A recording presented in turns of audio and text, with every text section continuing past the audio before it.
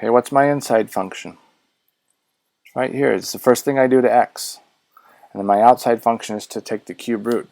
If we take that cube root and rewrite it as a power, this looks a lot like the last example. Okay. So I don't have to decompose this. I can think in place here. Right. My inside function is what I first do to x, followed by my outside function, which is to take the cube root. So to evaluate this, I would have to take my number x and figure out this thing in the middle first, and then I do the cube root. To do the chain rule, you go the opposite direction. So I'm going to start with the cube root first, and then I'll worry about what's on the inside last. So to differentiate the cube root of something, I bring the exponent down and reduce it by 1. So we're taking the derivative of the outside function evaluated at the inside. And then we have to multiply by the derivative of the inside function.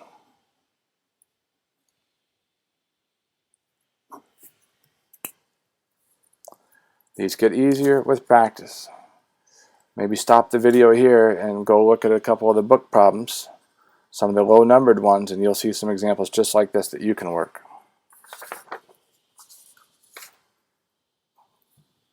Right, how about this one? This one looks more complicated. Right. If I just had one of these, like this first part, I'd see, okay, that's a chain rule problem like our very first example. But now I have this piece multiplied by this piece.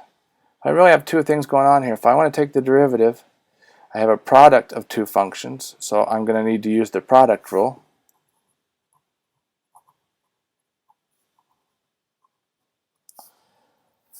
All right, and then when I go to differentiate each piece in the product rule, I'm going to need a chain rule.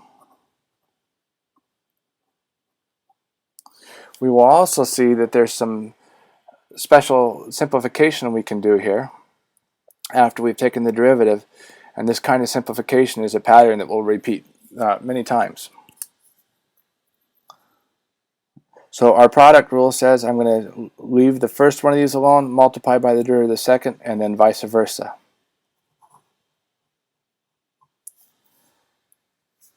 So I'm going to leave this first term alone. I do nothing to it. I'm going to multiply by the derivative of the second term. All right, this is where my first chain rule comes in.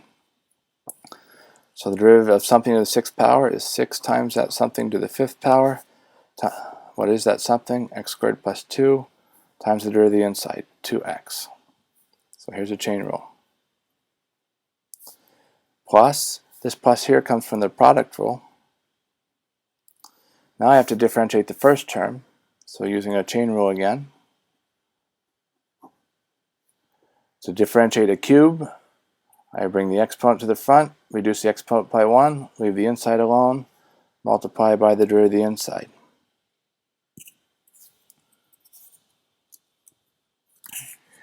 And now, so here's our chain rule. So we're differentiating the first, and we're going to leave the second part alone.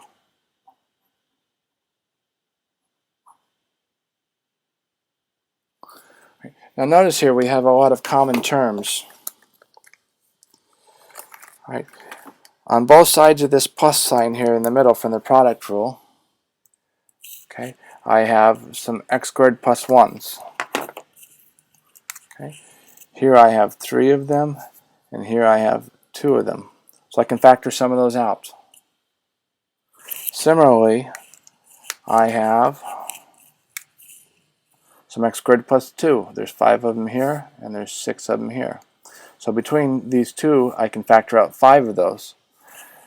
For the x squared plus 1s, I've got 3 here and 2 of those, so I can factor out 2. Right. And then accidentally here I have a couple other things I can factor out. There's a 2x here and a 2x on both sides. And there's a common power of 3 here as well. So what do I factor out? How much do I factor out? Right. I have 3 powers of x squared plus 1 here and 2 powers of x squared plus 1 here. I'm going to take out 2 of them. I take out the smaller power. Similarly, I have 5 of these and 6 of these. I take out the smaller power. I have a 2x in both places. I'm going to factor it out. There's a 3 here. This is 3 times 2. There's a 3 here, so I'm going to take that out. And then some big brackets. And now we write what's left. I took out 2 of these, so there's 1 left. We took out 3, so there's 6. There's still a 2 left. Took out 5x squared plus 2, so that's done. We took out the 2x, that's done. This plus, this is our original plus that came from the product rule. Took out the 3.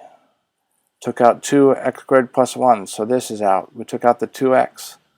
We took out 5x squared plus 2, so now we still have 1 remaining. All right.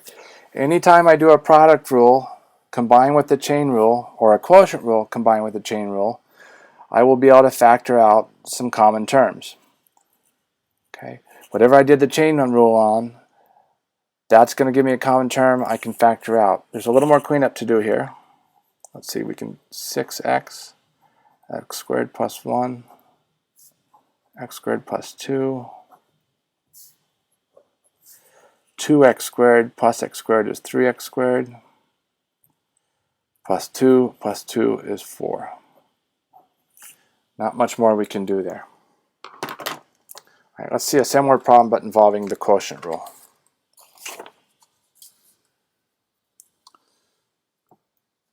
Okay. I've got a quotient of 2 things here, so I need a quotient rule. And when I go to do the derivative of the numerator and the derivative of the denominator, I need chain rules. So let's jump in. Okay. First thing we're going to deal with is quotient. Right. We do the rules in the opposite of the order that we would use to evaluate this. Suppose we had a number x, like 5. Right? We'd take the 5 and plug it in here, and then we'd cube that number. Take the 5 and plug it in here, and then take that number to the 5th power. And the very last thing we would do is divide those 2 numbers. The very last thing we do tells us what the very first thing we have to do is when we differentiate. Right? Since the last thing we would do is divide, the very first thing we have to do to get a derivative is deal with that division or do the quotient. So we're going to do the quotient rule first. So rho times d high. This is the chain rule. If I want to differentiate something cubed, I leave what's on the inside alone, bring the exponent to the front, reduce it by 1, and then multiply it by the derivative of the inside. All right, so there's a chain rule piece. Rho d high minus high d low. Right, again the chain rule. 5 to the 4th power, leaving what's on the inside alone, multiplied by the derivative of the inside, all divided by rho squared. If I square something to the 5th power, it's now to the 10th power.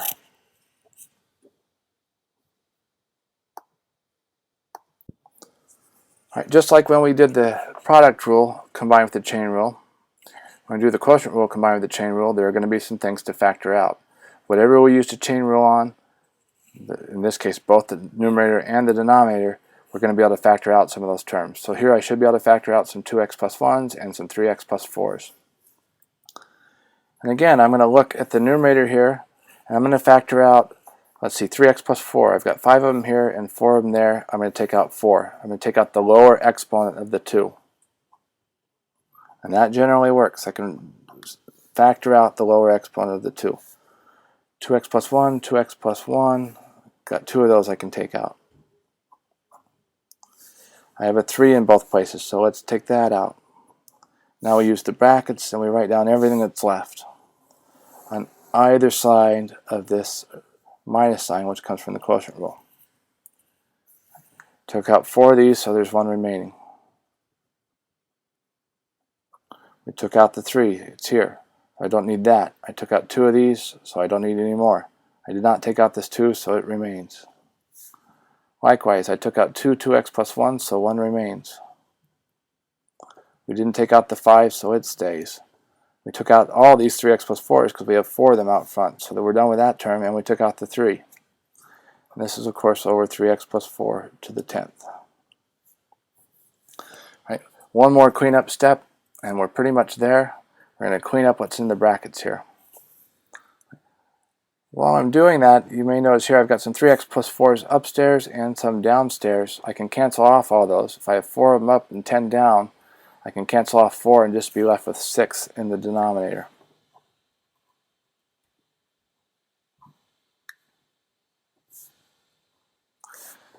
Let's see, I've got 6x minus 10x is negative 4x.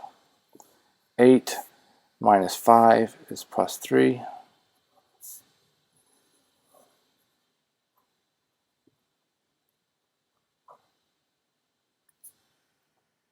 All right. Why do we have to do all that kind of simplification? It's a good question. Very often we need to know where a derivative is going to be 0 or where it's undefined. And when I look at it up here, I can maybe guess some of the zeros, okay, but I can't tell you that this derivative is going to be 0 if I put in x equals, what would it be, minus 3/4. Right? That's not really apparent here, or plus 3/4 rather. All right. I only get to see that after I've simplified, and I see that I can make the numerator 0 by making this term 0. So lots more on that later, but get used to that pattern of simplification. We're going to need it very often. Just think, if I had to set the derivative equal to 0, how would I solve? I couldn't do it from here. I could get some of the answers, but I couldn't find them all.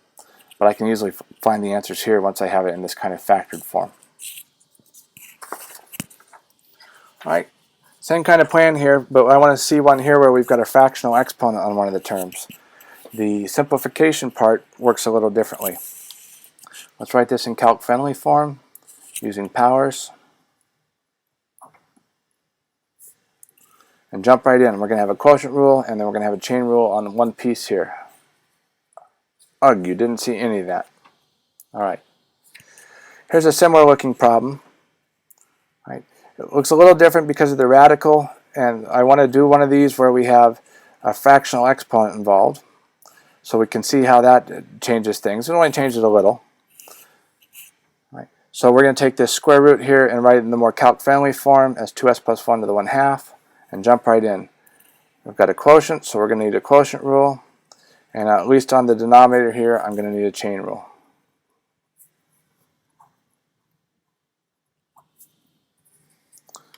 So low d high, which is just 2s, minus high d low. I have something to the 1/2 power, so I take that something, bring the exponent to the front, reduce the exponent by 1, leave what's on the inside of the lone, and multiply by the derivative of the inside. All over low squared.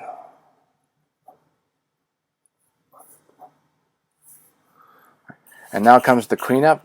There's some easy things we can do here. The 1/2 and the 2, of course, cancel each other. Okay. I have an s on either side of the minus sign I can factor out. I also have some 2s plus 1s. All right. How many do I factor out, though, when I've got this fractional exponent? It's not quite as clear. What we're always going to do is factor out the smaller power of the 2. So we want to factor out minus 1/2 power. It's a little harder, takes some practice with fractional exponents, but the idea is the same. We're going to factor out the smaller power of the 2. We're going to take out an s, and we're going to take out 2s plus 1 to the minus 1/2. Well, what's left behind? So here's our minus sign from the quotient rule. We took out the s here. We didn't take out the 2, so it's still there. And we took out some 2s plus 1s, but we didn't take out 2s plus 1 to the 1/2 power, so I'm still going to have some left here. How many? Well, what you need to think about is if I multiply these two terms back together, right, I'm supposed to get 2s plus 1 to the 1/2. If If I multiply these things together, I'm going to add the exponents, and I need that result to come out to be 1/2. So minus 1/2 plus what gives me 1/2? Well, that would be 1. So I'm going to use an exponent of 1 here. Some people like to say, well, if I take out minus 1/2 of these and I have 1/2 standing there, then I get 1 left over. Right. On the other side of our minus sign, I took out 1s, so there's still 1 remaining, and we took out all of these 2s plus 1s. Downstairs, we've got 2s plus 1 to the 1/2 squared, or just 2s plus 1. Let's see where this goes. I'm going to take this guy, since it's a negative exponent, bring it down to the denominator. So I have s times 4s plus 2 minus s, 2s plus 1 to the 1/2, that came from the numerator, times 2s plus 1.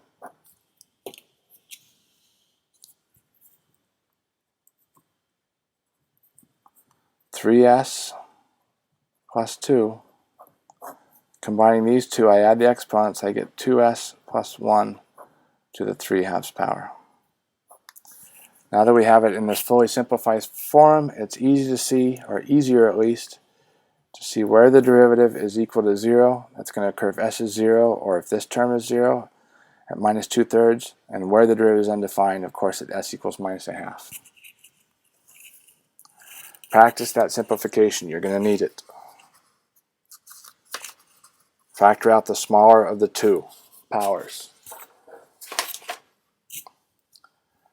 Here's an example where we have to do the chain rule more than once in succession. This is really where the chain rule gets its name, because when we have a composition of functions that's a function composed with a function composed with a function multiple times, the derivatives are going to be differentiate once, again, again. It's a whole chain of derivatives. I'm going to write this in calc-friendly form.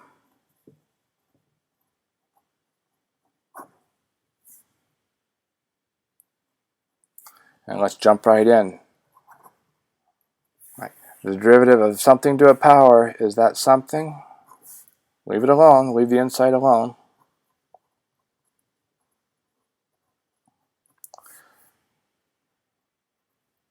Okay. So I bring the exponent to the front, reduce it by 1, derivative of something to a power, and the something alone, multiply by the derivative of the inside. All right. How do I differentiate this guy on the inside here? Well, x squared gives me a 2x plus, just take the 5 out of your way, it's along for the ride, derivative of e to the 7x. Right? Well, the derivative of e to the something is e to that something. Right? Now I have to multiply by the derivative of the inside here. So the derivative of 7x is 7. Right? So there were two chain rules involved. This chain rule times the derivative of the inside, and then this chain rule, where I had to multiply by the derivative of the inside of the exponential function. Right? So as an aside here, the derivative of e to some stuff is e to that stuff times the derivative of that stuff. Right? It's kind of a special case of our chain rule, but one we'll get used to. Here's another example where the composition of functions is more transparent. I take my number x and apply the tangent function. To that result, I apply the cosine function. To that result, I apply the sine function. So to undo this, when I take the derivative, I'm going to have to apply the chain rule more than once. I start with the outermost function. The derivative of sine of some stuff is cosine of that stuff.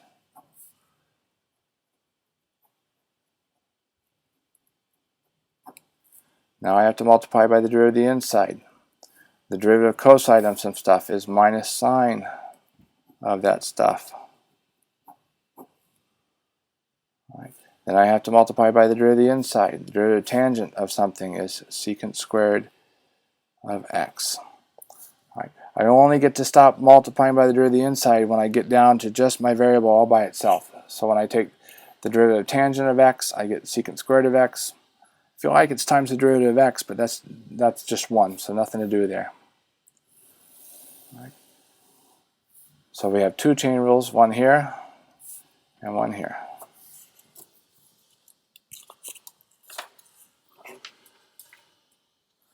We already know that the derivative of e to the x is e to the x, but how do we differentiate an exponential and another base? And this is going to be one of those rules that you just need to memorize. Here's the trick. All right.